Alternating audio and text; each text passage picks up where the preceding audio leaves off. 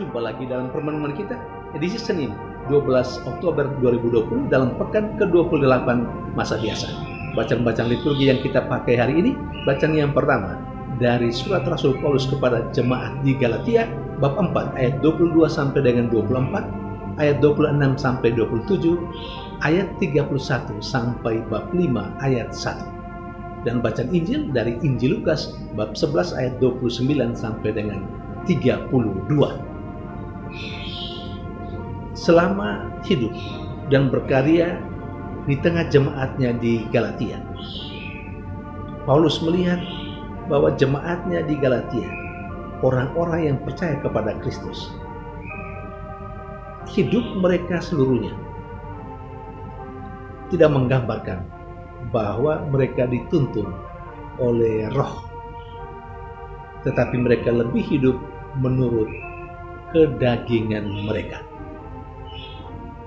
Maka Rasul Paulus, sebagaimana yang diceritakan dalam bacaan pertama hari ini, menegaskan kepada jemaatnya di Galatia dan kita sekalian yang saat ini mendengarkan sabda Tuhan dari perikop ini,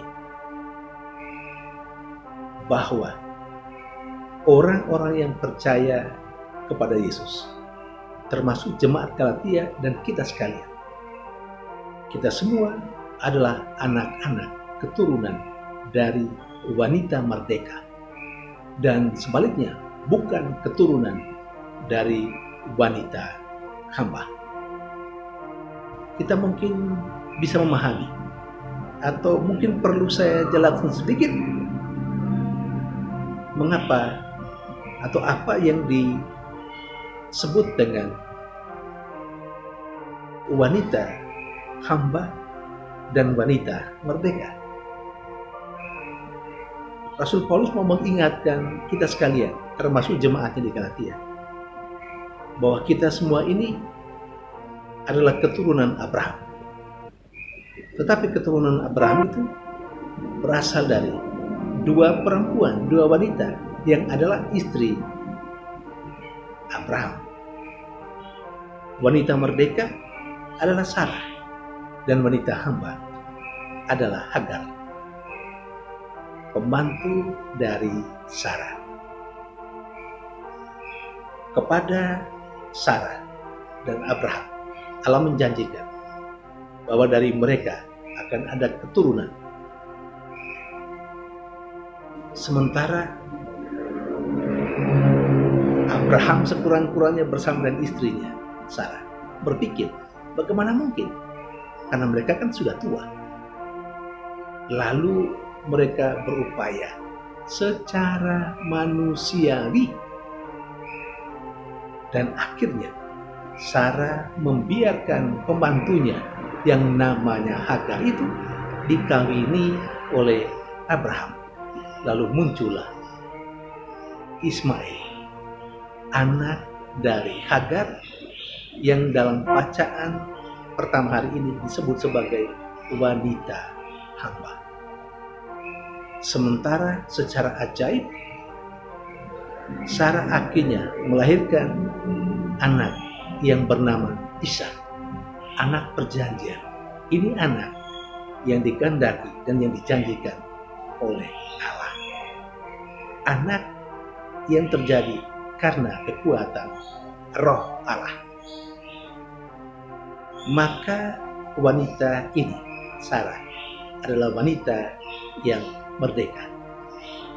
Saudari dan saudara yang terkasih, kepada jemaat di Galatia yang percaya kepada Yesus, yang diwartakan oleh Paulus sendiri, dan kepada kita yang mendengarkan saat ini, dan ingatkan bahwa kita adalah anak-anak keturunan dari wanita merdeka. Karena itu kita diajak tidak hidup menurut kedagingan kita. Kita harus hidup menurut kehendak Allah, menurut tuntunan roh. Pertanyaan refleksi, apakah kita selalu membiarkan diri kita dituntun oleh roh, atau kita lebih mengikuti keinginan kedagingan kita, sehingga kita selalu menjadi hamba dari dosa dan kesalahan?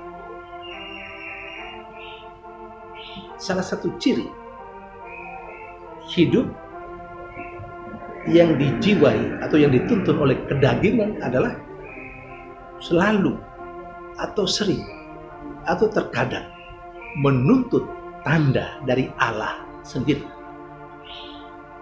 Bacaan Injil bercerita tentang hal itu. Ada sekelompok orang yang menuntut tanda dari Yesus.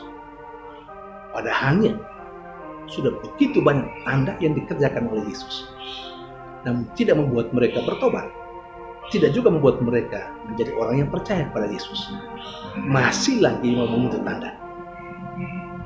Yang menuntut tanda adalah manusia yang hidup dituntun oleh kedagingan.